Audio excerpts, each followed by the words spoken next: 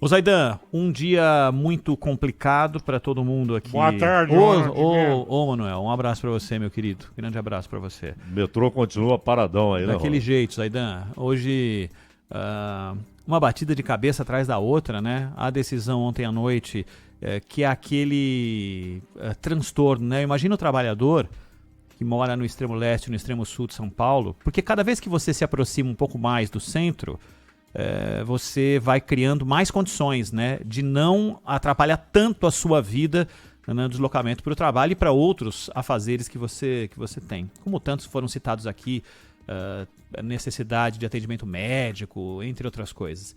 E quem está nos extremos sofre cada vez mais. Eu imagino a pessoa que ontem à noite ficou esperando porque sabia, e essas pessoas todas acompanham em redes sociais, têm amigos, um fala daqui, outro fala dali, quando vai ter uma assembleia de metrô, de CPTM, para falar se vai ter serviço no dia seguinte.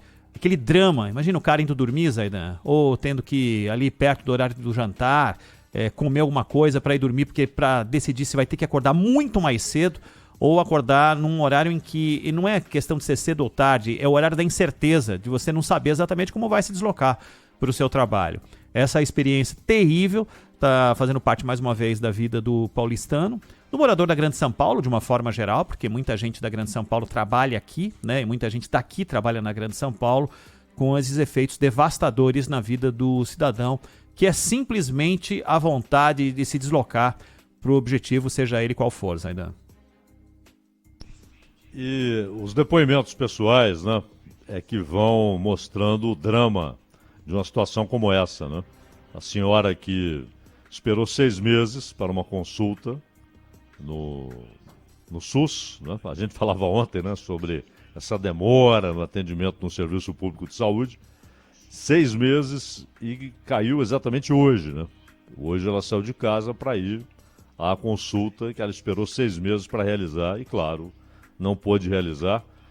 O Joel falava sobre uma senhora com quem ele conversou, que ficou 8 meses desempregada, conseguiu um emprego, começaria hoje, e claro, a gente espera que os empregadores tenham o bom senso, né, de considerar o que aconteceu e relevem a ausência logo no primeiro dia, né, porque não tinha como chegar.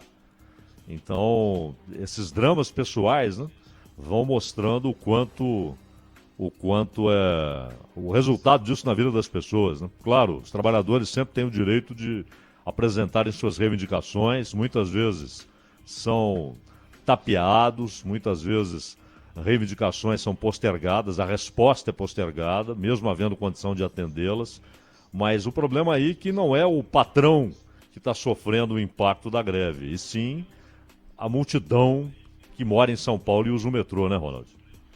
Exato, Zaidan. Quem acompanha o movimento dessa multidão, o Lucas Josino, desde as primeiras horas da manhã, já está fazendo isso, está na linha vermelha, está na região de Corinthians e Itaquera, com um pouquinho do que a gente pode tirar de fragmento desse dia para esquecer por o cidadão que tenta se deslocar pela cidade. Oi, Josino, boa tarde. Tudo bem, Ronald? Boa tarde para você, para o Zaidan, para o Manuel. Sempre uma honra, um prazer enorme entrar com vocês ao vivo aqui no Bandeirantes. Boa tarde, Josino. Salve, Manuel. Tamo junto, Manuel, sempre, de norte a sul. E hoje estamos ao vivo aqui na estação Corinthians Itaquera, Zona Leste, vermelha. Estação que também sofre muito com essa greve, assim como todas as outras da linha 1, 2, 3, também da linha 15 prata. Hoje, como disse o Zaidan, esses dramas pessoais mostram e exemplificam quem que sofre com essa greve. É a população, é o povo mais pobre, que utiliza o transporte público todos os dias, que acorda cedo, sai da periferia para trabalhar no centro, são esses que sofrem, que têm trabalhos em outras regiões, longe de casa, enfrentam horas e horas de transporte público, são essas pessoas que sofrem muito. Bom, atualização de momento por aqui, ainda os portões fechados da estação. A gente falou bastante durante a tarde de hoje sobre essas determinações, tanto da Justiça, governo, o sindicato dos metroviários e também do metrô, abre, não abre, catraca livre ou não. Bom, a última liminar da Justiça, do Tribunal Regional do Trabalho, determina que a operação volte ao normal, com 60% do efetivo dos metroviários nos horários tem que ser de pico de 80%, entre 6 e 10 da manhã, e 4 da tarde e 8 da noite. Mas até agora, nada de estação aberta aqui em São Paulo. A greve continua. E é difícil a gente ver uma paralisação tão longa, tão extensa como essa de hoje. Já são 15 horas de greve. A gente também citou bastante o que os metroviários se indicam. Eles querem uma melhora no salário, participação nos lucros e algumas outras coisas também que passaram para o metrô. Não houve acordo ontem durante essa assembleia e por volta das 9 horas, das 9 horas da noite, foi determinada essa greve. Então, por isso, para o seu horário tarde, muitas pessoas foram presas de surpresa e chegaram pela manhã nas estações e se depararam com as portas fechadas. Agora as pessoas se perguntam, né, Zaidan e Ronald, e a volta para casa, como é que vai ser? Bom, há uma expectativa de as portas se abrirem, de as estações estarem abertas, até porque às 5 horas da tarde haverá uma outra assembleia, uma outra reunião entre os metroviários, entre o metrô, o governo de São Paulo, e aí sim essa outra assembleia vai definir o que vai acontecer. Mas por enquanto a greve está mantida.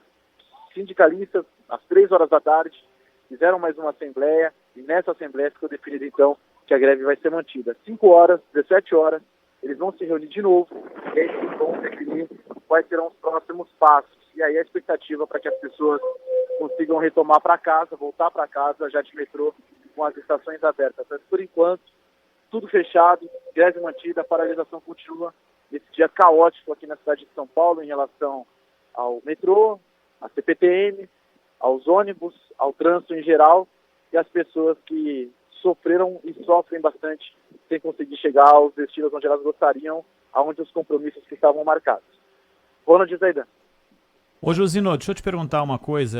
Quando esses movimentos acontecem, cria-se uma alternativa, que é a Operação Paese, e todo mundo sabe que a Operação Paese não é capaz de suprir a necessidade, né? No lado leste da cidade tem um fato que é um pouco mais positivo, apesar de não resolver nada, mas ajuda de alguma forma, que é a linha do trem andar paralelamente ali à do metrô durante uma parte importante do percurso. As pessoas que chegam aí na estação Itaquera, na região de Corinthians e Itaquera, já automaticamente percebendo, e eu tenho certeza que muita gente chega ainda com a esperança de que o movimento tenha acabado, né, e os portões estejam abertos.